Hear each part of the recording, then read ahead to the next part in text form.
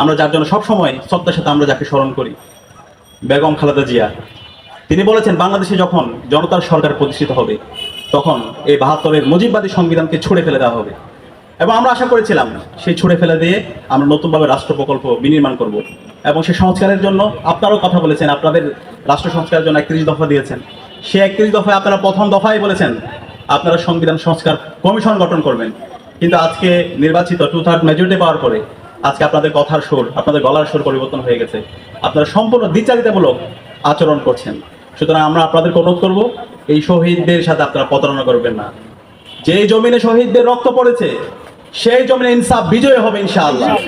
এবং যারা শহীদদের সাথে গাদ্দারি করবে, শহীদদের সাথে যারা প্রতারণা করবে, তারা ধুলোর সাথে তারা মিশে যাবে।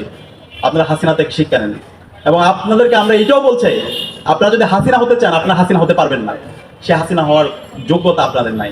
এবং যে জুলাই বিপ্লব হয়েছে, সেই জুলাই বিপ্লব কারা করেছে ইতিমধ্যে আমাদের আলোচকরা চমৎকারভাবে আলোচনা করেছেন। বাংলাদেশে জেনজিরা করেছে, তরুণরা করেছে, 16 বছর আন্দোলন করেছেন, ঈদের পরে আন্দোলনের কথা বলেছেন, বারবার ব্যর্থ হয়েছেন, বারবার প্রেসক্রিপশনের রাজনীতি করেছেন, নেগোসিয়েশনের রাজনীতি করেছেন।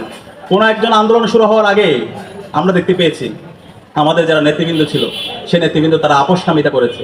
কিন্তু সর্বশেষ আমাদের ছাত্ররা রাজপথে নেমে আবু সাইদ তার 2 হাতকে প্রসারিত করে, শহীদ ওয়াসিম, শহীদ আলী রায়হান, শহীদ মুগ্ধ, শহীদ শান্তরা তাদের জীবনকে উৎসর্গ করে আজকে আমাদেরকে আজাদি এনে দিয়েছে।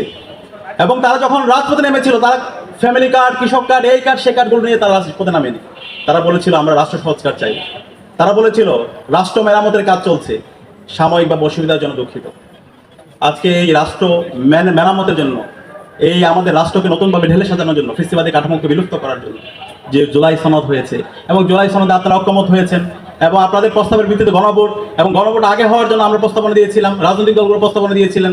তখন আপনারা বলেছেন না, একই দিন হতে হবে, এবং একই সময়ে একই নির্বাচন হলো, একই অধ্যাদেশে নির্বাচন হলো, জাতীয় নির্বাচন এবং গণভোট নির্বাচন। সেই নির্বাচনে 70% দেশের নাগরিকরা তারা গণভোটে হ্যাঁ এর পক্ষে তারা মতামত দিয়েছে, সংস্কারের পক্ষে তারা মতামত দিয়েছে। এবং সেই অনুযায়ী সংস্কার পরিষদ গঠিত হওয়া, ওখানে শপথ নেওয়ার কথা ছিল, এবং 180 কার্য দিবসের মধ্যে এই সংস্কারগুলো এবং অধ্যাদেশগুলো বাস্তবায়ন করার কথা ছিল।